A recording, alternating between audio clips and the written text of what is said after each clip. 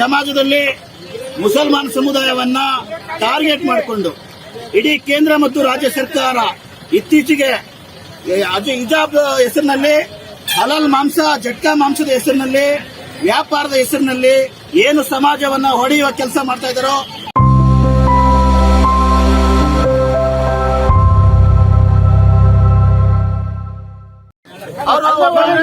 ಅವರೊಬ್ರು ಜವಾಬ್ದಾರಿ ಒಂದ್ ನಿಮಿಷ ಹಿಂದೆ ಬನ್ನಿ.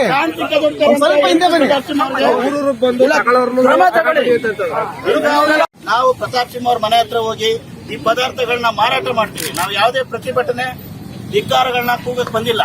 ನಮ್ಮ ಏನು ಕಚ್ಚಾ ವಸ್ತುಗಳಿದೆ, ಏನ್ ಮುಸಲ್ಮಾನ್ ಬಂಧುಗಳು ಕೊಂಡ್ಕೊಳ್ತಾ ಇದ್ರು, ಈಗ ನಿಮ್ಮ ಹೇಳಿಕೆ ಕಾರಣಕ್ಕಾಗಿ ಕೆಲವು ಮುಸಲ್ಮಾನ್ ಬಂಧುಗಳು ಪದಾರ್ಥಗಳನ್ನ ಕೊಂಡ್ಕೊಳ್ಳೋದಕ್ಕೆ ಭಯ ಪಡ್ತಾ ಇದ್ದಾರೆ. ಮಾರಾಟ ಮಾಡಕ್ ಬಂದಿದೀವಿ, ನಾವು ಪ್ರತಿಭಟನೆ ಮಾಡಕ್ ಬಂದಿಲ್ಲ. ಪ್ರತಿಭಟನೆ ಮಾಡಿದ್ರೆ ನೀವು ತಡೀರಿ, ನಾವು ಮಾರಾಟ ಮಾಡಕ್ ಬಂದಿದೀವಿ.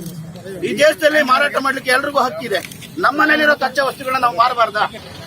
ಹಿಜಾಬ್ ಹೆಸರಿನಲ್ಲಿ, ಹಲಾಲ್ ಮಾಂಸ, ಜಟ್ಕಾ ಮಾಂಸದ ಹೆಸರಿನಲ್ಲಿ, ವ್ಯಾಪಾರದ ಹೆಸರಿನಲ್ಲಿ ಏನು ಸಮಾಜವನ್ನ ಹೊಡೆಯುವ ಕೆಲಸ ಮಾಡ್ತಾ ಇದ್ದಾರೋ ಅದರಲ್ಲಿ ಪ್ರಮುಖ ಪಾತ್ರ ವಹಿಸಿರ್ತಕ್ಕಂಥ ಸಂಸದ ಪ್ರತಾಪ್ ಸಿಂಹ ಅವರ ಮನಸ್ಥಿತಿಯನ್ನ, ಏನು ಕೋಮುವಾದಿ ಮನಸ್ಥಿತಿಯನ್ನ, ಅವರ ನೀತಿಯನ್ನ ಖಂಡಿಸ್ತಾ ಇದ್ದೀವಿ. ಕೋಮು ಪ್ರಚೋದನಕಾರಿ ಹೇಳಿಕೆಗಳನ್ನ ಕೊಟ್ಟು ಸಮಾಜದಲ್ಲಿ ಏನು ಅಶಾಂತಿಯನ್ನ ಸೃಷ್ಟಿ ಮಾಡೋದಕ್ಕೆ ನಿರಂತರವಾಗಿ ಅವರು ಪ್ರಯತ್ನ ಪಡ್ತಾ ಇದ್ದಾರೋ ಅವರ ಹೇಳಿಕೆಗಳನ್ನ, ಅವರ ಧೋರಣೆಯನ್ನ, ಅವರ ಕೋಮುವಾದಿ ಮನಸ್ಥಿತಿಯನ್ನ ವಿರೋಧಿಸಿ ಏನು ನಮ್ಮ ಹಳ್ಳಿಗಳಲ್ಲಿ ಹುಣಸೆ ಪಿಚ್ಚಿಂದ ಹಿಡಿದು ಹಳೆ ಕಪ್ನ ಖಾಲಿ ಸೀಸೆಯಿಂದ ಹಿಡಿದು ಎಲ್ಲವೂ ನಮ್ಮಲ್ಲಿ ಲಭ್ಯ ಇದೆ. ಇದನ್ನ ನಿರಂತರವಾಗಿ ಮುಸಲ್ಮಾನರು ನಮ್ಮ ಹಳ್ಳಿಗಳಿಗೆ ಬಂದು, ನಮ್ಮ ಮನೆ ಹತ್ರ ಬಂದು ಇದನ್ನೆಲ್ಲ ಕೊಂಡ್ಕೊಂಡು ಹೋಗ್ತಾ ಇದ್ರು. ಈಗ ಅವರು ಮುಸಲ್ಮಾನರ ಮೇಲೆ ಆರ್ಥಿಕ ದಿಗ್ಬಂಧನ ಹೇರಲಿಕ್ಕಾಗಿ ಬೇರೆ ಬೇರೆ ತರದ ಏನು ಹಿಜಾಬ್ ಇರ್ಬೋದು, ಜಟ್ಕಾ, ಮಟನ್ ಅಂತ ಹೇಳಿ ಏನ್ ಹೇಳ್ತಾ ಇದ್ದಾರೋ, ಹಲಾಲ್ ಮಟನ್ ಅಂತೇಳಿ ಏನು ವ್ಯತ್ಯಾಸಗಳು ತಂದು ಸಮಾಜದಲ್ಲಿ ಧಾರ್ಮಿಕ ಭಾವನೆಗಳಿಗೆ ಧಕ್ಕೆ ತರುವಂತ ಹೇಳಿಕೆಗಳನ್ನ ಕೊಟ್ಟು ಸಮಾಜದಲ್ಲಿ ಅಶಾಂತಿಯನ್ನು ಉಂಟು ಮಾಡ್ತಾ ಇದ್ದಾರೋ, ಆ ಕಾರಣಕ್ಕಾಗಿ ಆಯ್ತಪ್ಪ, ನಾವು ಈಗೇನು ಹಳೆ ಪದಾರ್ಥಗಳನ್ನ ಮುಸಲ್ಮಾನರು ನಮ್ಮ ಹಳ್ಳಿಗಳಿಗೆ ಬಂದು ತಗೊಂಡು ಹೋಗ್ತಾ ಇದ್ರು, ಆಯ್ತು ಇವತ್ತಿಂದ ನಾವು ಪ್ರತಾಪ್ ಸಿಂಹ ಅವರಿಗೆ ಇದನ್ನ ಮಾರಾಟ ಮಾಡಕ್ ಬಂದಿದ್ದೀವಿ. ಪ್ರತಾಪ್ ಸಿಂಹ ಅವರು ನಮಗೆ ದುಡ್ಡು ಕೊಟ್ಟಿದ್ನೆಲ್ಲ ಕೊಂಡ್ಕೋಬೇಕು, ಅವ್ರು ಏನಾದ್ರೂ ಮಾಡ್ಕೊಳ್ಳಿ. ಮುಸಲ್ಮಾನರು ಕಸನ ರಸ ಮಾಡಿ ಇಂಥ ಕಚ್ಚಾ ವಸ್ತುಗಳನ್ನೆಲ್ಲ, ವೇಸ್ಟ್ ಪದಾರ್ಥಗಳನ್ನೆಲ್ಲ ತಗೊಂಡೋಗಿ ನಮ್ಗೆ ಹಣ ಕೊಟ್ಟು ಅವರು ಕಸನ ರಸ ಮಾಡಿ ದೇಶದ ಆರ್ಥಿಕ ಅಭಿವೃದ್ಧಿಗೆ ಶ್ರಮಿಸ್ತಾ ಇದ್ದಾರೆ. ನಮ್ಗೆಲ್ಲ ಗೊತ್ತಿರುವಂತ ವಿಚಾರ. ಇಂತಹ ವಿಚಾರಗಳಿಗೆಲ್ಲ ಮುಸಲ್ಮಾನರು ಪದಾರ್ಥಗಳನ್ನ ಕೊಂಡ್ಕೋಬಾರದು ಅನ್ನೋ ರೀತಿಯಲ್ಲಿ ಪ್ರಚೋದನಕಾರಿ ಹೇಳಿಕೆ ಕೊಡ್ತಾ ಇರೋದ್ರಿಂದ ನಾವು ನೇರವಾಗಿ ಪ್ರತಾಪ್ ಸಿಂಹ ಅವರಿಗೆ ಇದನ್ನೆಲ್ಲ ಮಾರಾಟ ಮಾಡಕ್ ಬಂದಿದ್ದೀವಿ. ಆ ಕಾರಣಕ್ಕಾಗಿ ಪೊಲೀಸ್ ಇಲಾಖೆ ಸಿಬ್ಬಂದಿಗಳು ನಾವು ಪ್ರತಾಪ್ ಸಿಂಹ ಅವ್ರ ಮನೆ ಹತ್ರ ಹೋಗಿ ಈ ಪದಾರ್ಥಗಳನ್ನ ಮಾರಾಟ ಮಾಡ್ತೀವಿ. ನಾವು ಯಾವುದೇ ಪ್ರತಿಭಟನೆ ಧಿಕ್ಕಾರಗಳನ್ನ ಕೂಗಕ್ ಬಂದಿಲ್ಲ. ನಮ್ಮ ಏನು ಕಚ್ಚಾ ವಸ್ತುಗಳಿದೆ, ಏನ್ ಮುಸಲ್ಮಾನ್ ಬಂಧುಗಳು ಕೊಂಡ್ಕೊಳ್ತಾ ಇದ್ರು, ಈಗ ನಿಮ್ಮ ಹೇಳಿಕೆ ಕಾರಣಕ್ಕಾಗಿ ಕೆಲವು ಮುಸಲ್ಮಾನ್ ಬಂಧುಗಳು ಪದಾರ್ಥಗಳನ್ನ ಕೊಂಡ್ಕೊಳ್ಳೋದಕ್ಕೆ ಭಯ ಪಡ್ತಾ ಇದ್ದಾರೆ. ಆ ಕಾರಣಕ್ಕಾಗಿ ನಮ್ಗೆ ಲಾಸ್ ಆಗೋದ್ ಬೇಡ ಅಲ್ವಾ? ದೇಶದ ಆರ್ಥಿಕತೆ ಕುಂಠಿತ ಆಗೋದ್ ಬೇಡಲ್ಲ, ದೇಶ ಅಭಿವೃದ್ಧಿ ಆಗ್ಬೇಕಲ್ವಾ? ಹಂಗಾಗಿ ಈ ಕಸನ ರಸ ಮಾಡುವಂತ ಕೆಲಸನ ಮಾನ್ಯ ಸಂಸದರಾದಂತ ಪ್ರತಾಪ್ ಸಿಂಹ ಅವರ ಜವಾಬ್ದಾರಿ ತಗೊಳ್ಳಿ. ಇನ್ಮೇಲೆ ಅವ್ರಿಗೆ ಇದನ್ನೆಲ್ಲ ಮಾರಾಟ ಮಾಡ್ತೀವಿ. ಆ ಕಾರಣಕ್ಕಾಗಿ ನಾವು ಈಗ ಅವ್ರ ಮನೆ ಹತ್ರ ಹೋಗ್ತಾ ಇದೀವಿ. ದಯಮಾಡಿ ಎಲ್ಲ ಸಹಕರಿಸಬೇಕು ಅಂತ ಹೇಳಿ ಅವರೊಬ್ರು ಜವಾಬ್ದಾರಿ ಒಂದ್ ನಿಮಿಷ ಹಿಂದೆ ಬನ್ನಿ. ಸ್ವಲ್ಪ ಹಿಂದೆ ಬನ್ನಿ.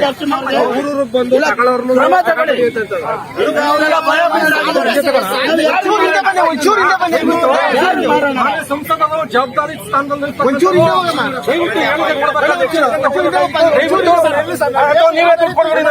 ನಾವು ಯಾರು ಮಾರೋಣ? ಯಾರು ತಗೋತಾರೆ? ಸಮಾಜದಲ್ಲಿ ಉಳಿ ಹಿಂಡೋದು ಗೊತ್ತು, ಕೋಮು ಗಲಭೆ ಹಚ್ಚೋದು ಗೊತ್ತು, ಪ್ರಚೋದನಕಾರಿ ಹೇಳಿಕೆಗಳು ಕೊಡೋದು ಗೊತ್ತು. ಯಾಕೆ ಇದನ್ನ ತಗೋಬಾರದು? ಪ್ರತಾಪ್ ಸಿಂಹ ಅವರು ಬರ್ಲಿ, ದಯಮಾಡಿ ತಗೊಳ್ಳಿ. ಸಂಸದರು ಇದನ್ನ ನಮ್ಮ ಕಚ್ಚಾ ವಸ್ತುಗಳನ್ನ ತಗೊಳ್ಳಿ. ನಾವ್ ಇನ್ನೇನ್ ಮಾಡೋಣ? ಇದನ್ನ ನಾವಿಟ್ಕೊಂಡು ನಾವೇನ್ ಮಾಡಕ್ಕಾಗುತ್ತೆ? ದಯಮಾಡಿ ಅವಕಾಶ ಕೊಡಿ.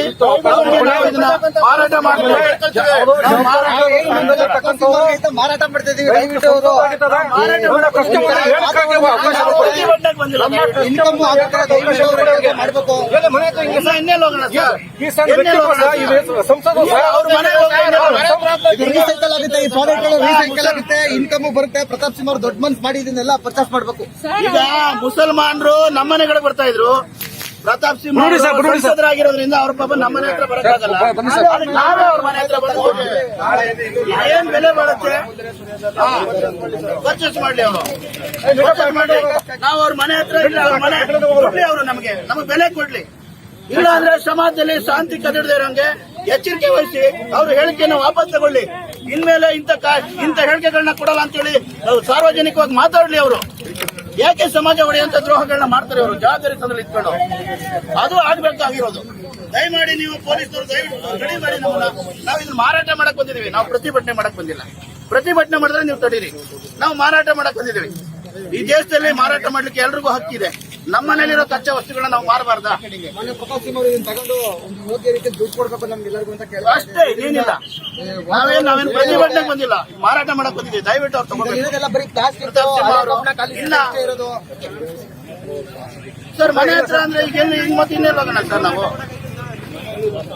ಸರ್ ಮನೆಯಲ್ಲಿ ವಾಸ ಮಾಡೋದು ಅಲ್ಲಿಗೊಂದು ಬರೋ ಕೈ ಕೆಲಸ ಸಂಸದ ಮನೆಯಲ್ಲಿ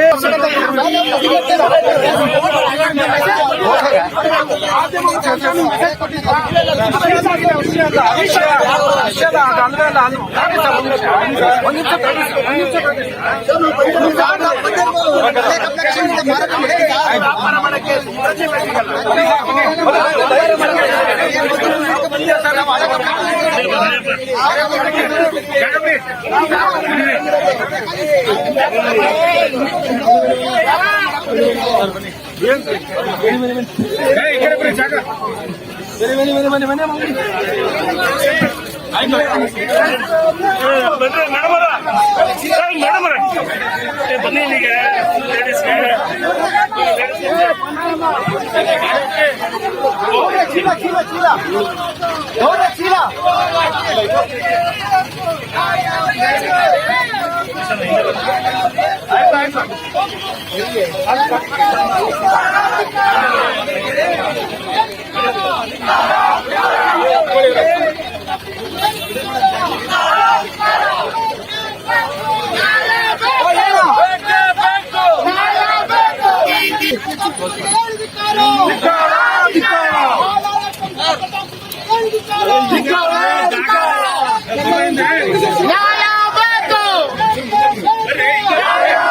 ಈಗ ಏನು ಸಮಾಜದಲ್ಲಿ ಮುಸಲ್ಮಾನ್ ಸಮುದಾಯವನ್ನ ಟಾರ್ಗೆಟ್ ಮಾಡಿಕೊಂಡು ಇಡೀ ಕೇಂದ್ರ ಮತ್ತು ರಾಜ್ಯ ಸರ್ಕಾರ ಇತ್ತೀಚೆಗೆ ಹಿಜಾಬ್ ಹೆಸರಿನಲ್ಲಿ, ಹಲಾಲ್ ಮಾಂಸ, ಜಟ್ಕಾ ಮಾಂಸದ ಹೆಸರಿನಲ್ಲಿ, ವ್ಯಾಪಾರದ ಹೆಸರಿನಲ್ಲಿ ಏನು ಸಮಾಜವನ್ನ ಹೊಡೆಯುವ ಕೆಲಸ ಮಾಡ್ತಾ ಇದ್ದಾರೋ ಅದರಲ್ಲಿ ಪ್ರಮುಖ ಪಾತ್ರ ವಹಿಸಿರ್ತಕ್ಕಂಥ ಸಂಸದ ಪ್ರತಾಪ್ ಸಿಂಹ ಅವರ ಮನಸ್ಥಿತಿಯನ್ನ, ಏನು ಕೋಮುವಾದಿ ಮನಸ್ಥಿತಿಯನ್ನ, ಅವರ ನೀತಿಯನ್ನ ಖಂಡಿಸ್ತಾ ಇದ್ದೀವಿ. ಜೊತೆಗೆ ಏನು ನಮ್ಮ ಹಳ್ಳಿಗಳಲ್ಲಿ ಸಿಗುವಂತಹ ಹುಣಸೆ ಪಿಚ್ಚಿ ಇರ್ಬೋದು, ಖಾಲಿ ಸೀಸ ಇರ್ಬೋದು, ಹಳೆ ಕಬ್ಬಿಣ ಇರ್ಬೋದು, ಹಳೆ ಪ್ಲಾಸ್ಟಿಕ್ ಐಟಮ್ಸ್ ಎಲ್ಲಾ ಪದಾರ್ಥಗಳು ಕೂಡ ಮುಸಲ್ಮಾನ್ ಬಂಧುಗಳು ನಮ್ಮ ಮನೆಗಳಿಗೆ ಬಂದು, ನಮ್ಮ ಹಳ್ಳಿಗಳಿಗೆ ಬಂದು ಎಲ್ಲಾ ಪದಾರ್ಥಗಳನ್ನ ಖರೀದಿ ಮಾಡ್ತಾ ಇದ್ರು. ಈಗ ಮುಸಲ್ಮಾನ್ ಬಂಧುಗಳಲ್ಲಿ ಭಯ ಬಂದು ಹಳ್ಳಿಗಳಿಗೆ ಬರೋದನ್ನ ನಿಲ್ಲಿಸಿದ್ದಾರೆ. ಅಲ್ಲಿ ಹಿಂದೂ ಹೆಸರಿನಲ್ಲಿ ನಮ್ಮ ದೌರ್ಜನ್ಯ ನಡೀತಿದೆ, ಪ್ರಾಣ ಹತ್ಯೆ ಆಗತ್ತೆ ಅನ್ನೋ ಭಯದಿಂದ ಹೆಚ್ಚಿನ ಸಂಖ್ಯೆಯಲ್ಲಿ ಏನು ಹಿಂದೆ ಬರ್ತಾ ಇದ್ರು ಆ ಪ್ರಮಾಣದಲ್ಲಿ ಮುಸಲ್ಮಾನರು ನಮ್ಮ ಹಳ್ಳಿಗಳಿಗೆ ಬರ್ತಾ ಇಲ್ಲ. ಈ ಒಂದು ಕೋಮು ವಾತಾವರಣವನ್ನ ಏನು ಸೃಷ್ಟಿ ಮಾಡಿದರೋ ಇಂತಹ ನಡವಳಿಕೆಯನ್ನ ವಿರೋಧಿಸ್ತಾ ಇದ್ವಿ. ಮತ್ತು ಈ ಕೂಡಲೇ ಸರ್ಕಾರ ಇಂತಹ ವಿಚಾರಗಳ ಬಗ್ಗೆ ಗಂಭೀರವಾಗಿ ಪರಿಗಣಿಸಬೇಕು. ಎಲ್ಲೂ ಕೂಡ ದೇಶದಲ್ಲಿ ಯಾವುದೇ ಅಹಿತಕರ ಘಟನೆಗಳು ಆಗದಂಗೆ ಸರ್ಕಾರ ಜವಾಬ್ದಾರಿ ವಹಿಸಬೇಕು.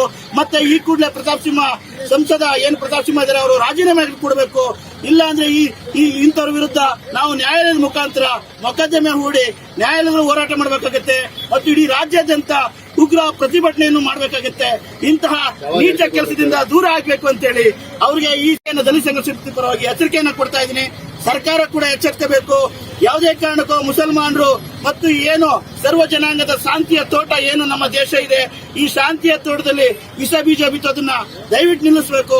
ಯಾವುದೇ ಕಾರಣಕ್ಕೂ ಮುಸಲ್ಮಾನರು, ಹಿಂದೂಗಳು, ಯಾವುದೇ ಧರ್ಮದವರು ಇರಲಿ, ಎಲ್ಲರೂ ಈ ದೇಶದ ನಾಗರಿಕರೇ, ಎಲ್ಲರೂ ಈ ದೇಶದ ಮೂಲ ನಿವಾಸಿಗಳೇ, ಎಲ್ಲರೂ ಈ ದೇಶದ ಹಕ್ಕುದಾರರೇ ಆಗಿರ್ತಾರೆ.